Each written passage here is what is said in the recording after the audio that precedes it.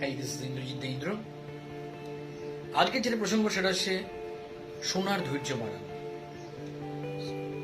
Mobile phone scrolling এর নয়, শোনার ধৈর্য।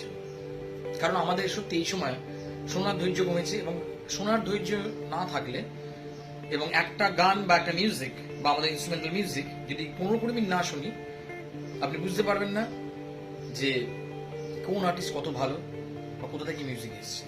আমি ছোট্ট একটা এক্সাম্পল বলি, তাড়াতাড়ি বলি, ফাটাফাট করে, তাহলে যাতে, কারণ ভিডিও আপনার এই পুরো ভিডিও দেখার হয়তো ধৈর্য নেই, যাই হোক পুরোটা দেখলে আপনারই উপকার, আপনি উপকৃত হবেন। সেটা হচ্ছে ধরুন রবীন্দ্রসঙ্গীত যেসব মিউজিক থেকে এসছে আপনারা সবাই জানেন, কোনোটা স্কটিশ, কোনোটা আইরিশ, কোনোটা ওপেরা, কোনোটা সিম্ফনি, কোনোটা বাউল, কোনোটা কীর্তন, কোনোটা ফোক। ভালো কথা, যখনই জানবেন যে এই মিউজিক যদি স্কটিশ থেকে আসে, কথার কথা বলছি, সাথে সাথে 10টা স্কটিশ মিউজিক ইউটিউবে শুনে নেবেন। কি সুবিধে? শুধু বললে আমরা হবে না, হ্যাঁ এটা তো স্কটিশ থেকে এসছে, আপনি কি শুনেছেন? না, কিন্তু আপনি শুনবেন। কারণ শুনলে বুঝতে পারবেন পরবর্তীকালে আপনি যখন গাইবেন সেই রবীন্দ্রসঙ্গীতটা, তাহলে ওই মিউজিকটা আপনি যদি একসঙ্গে বাজাতে পারেন, তাহলে আপনি লোকটাকে বলতে পারবেন যে ও আচ্ছা, আপনি এটা শুনেছি, এইটা হচ্ছে তার রেফারেন্স নাম্বার 1। আর যখন শুনবেন হেডফোনে শুনবেন। কারণ আপনি যখন কমন খাবার খান, আপনি কি শুধু বিরিয়ানির চালটা খান, আলুটা খান তো, মাংসটা খান তো, বিরিয়ানি মশলাটা খান তো, স্যালাডটা খান তো?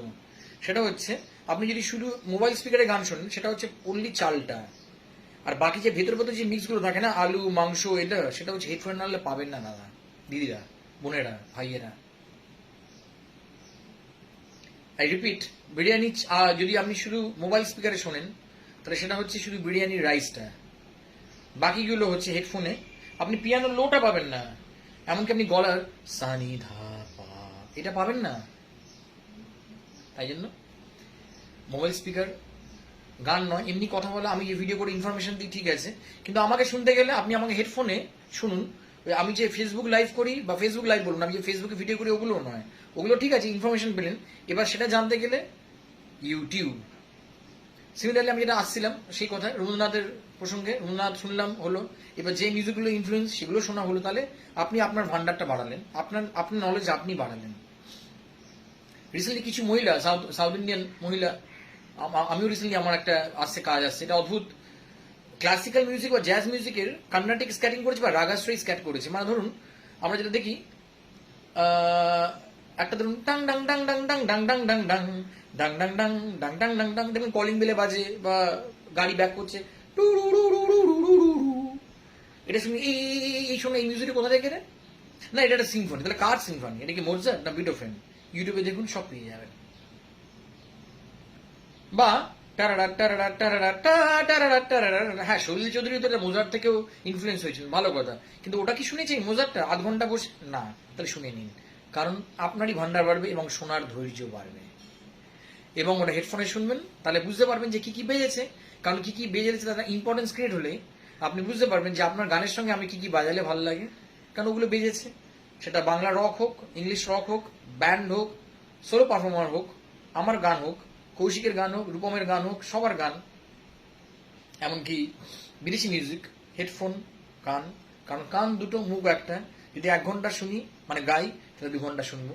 বিকজ আপনি না শোনেন বুঝতেই পারবেন না যে কি কি ভালো জিনিস বেজেছে, যেগুলো আমার সঙ্গে তো আমি এই আর্টিস্ট থেকে, মানে ধরুন আমরা কি করি, কি স্ক্রোলিং করে, হ্যাঁ দেখি তো এই কি গাইলো, এই এই এই ওই কিন্তু তারা কি কি জায়গা করতে পারেনি, কি কি করেননি, সেগুলো আমরা ভাবি না। কারণ আমরা শুনি না ইউটিউবে গিয়ে প্রপার প্রোডাকশন, আমরা শুধু স্ক্রোল করে যাই। কিন্তু আমরা এইভাবে কি খাই? ধরুন একটা বড় জায়গায় গিয়ে ভালোভাবে খাচ্ছি বা খেতে ইচ্ছে করছে, আমরা কি ওই কোনো রকম ওই যা পেলো, এটা কি বেরি রে, আলু, চল মেরে দিই, এটা কি বেরি রে, একটা মাংস উঠেছে, চল খেয়ে নিই, এইভাবে করি কি? নিশ্চয়ই না। জমিয়ে খাই, জমিয়ে গান বাজনাটা শুনুন, তারপরে বুঝতে পারবেন।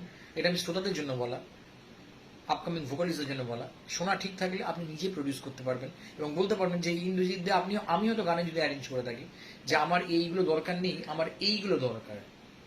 বিকজ আপনি অ্যাকচুয়াল গানও খুব ভালো করে শুনছেন। জন্য আপনি ধরুন রক মিউজিক শুনছেন, তাহলে রক মিউজিক, পপ মিউজিক শুনছেন, জ্যাজ মিউজিক শুনছেন, সেটা তাহলে কি কি হয়েছে বাংলায় হওয়ার আগে, তাহলে আগে কি কি মিউজিক কারা কারা করেছে সেগুলো শোনা, হেডফোন। কারণ ওই মিউজিকের মধ্যে কি কি লুকিয়ে আছে, ওই মিউজিকের মধ্যে কি কি বেজেছে, যেটা মোবাইল স্পিকারে পাচ্ছি না, বড় স্পিকারে পাচ্ছে, বড় স্পিকার, হেডফোন।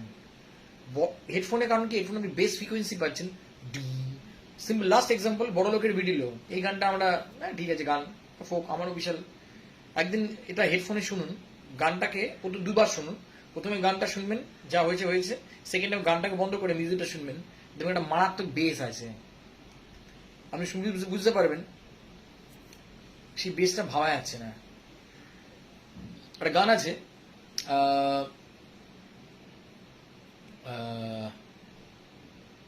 অদ্ভুত সাইকেডেলিক ড্রামস পেয়েছে, দারুণ। আমার খুব ফেভারিট ওটা, ফসিলসের মহাকাশ বলে একটা গান আছে, আমার দারুণ লাগে।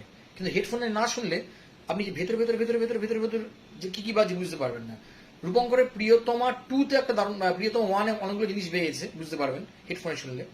আপনি কৌশিকীর গান যেটা শান্তনু মৈত্র মিউজিক করেছিল, সেইটা শুনলে আপনি বুঝতে পারবেন যে কি কি বেরিয়েছে ভেতরে কৌশিকীর গান ছাড়াও।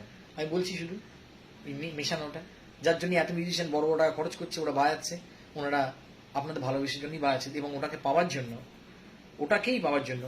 আপনি বেস গিটারটা সারা জীবন কোনোদিন শুনতেই পাবেন না যদি আপনি মোবাইল স্পিকার শুনেন, কারণ বেস গিটারের ফ্রিকোয়েন্সি এটা মোবাইল স্পিকার নেয় না, এই ফ্রিকোয়েন্সি নেয় না। আমি এটা করলাম, আপনি পেলেন এখন পাবেন না। ওই ফ্রিকোয়েন্সি বেস গিটারে বাজায় দাদা, দিদিরা, বোনেরা।